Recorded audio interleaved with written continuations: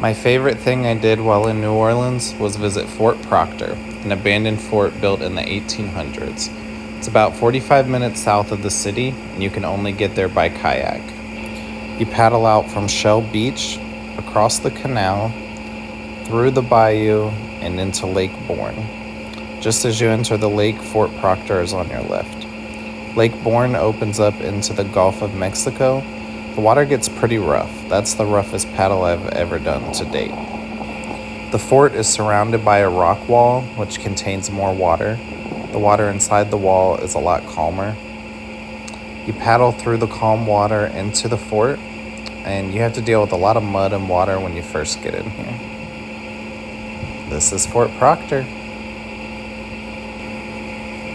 As you can see, most of it is still intact, but there is some damage to the fort. It's so beautiful out here, so peaceful and solitude like I've never experienced.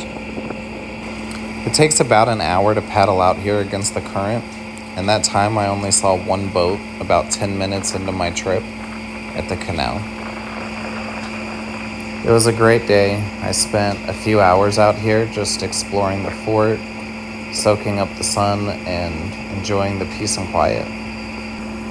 If you have your own kayak, you have some experience, and you find yourself in the area, I totally recommend checking out Fort Proctor. It's an experience like no other.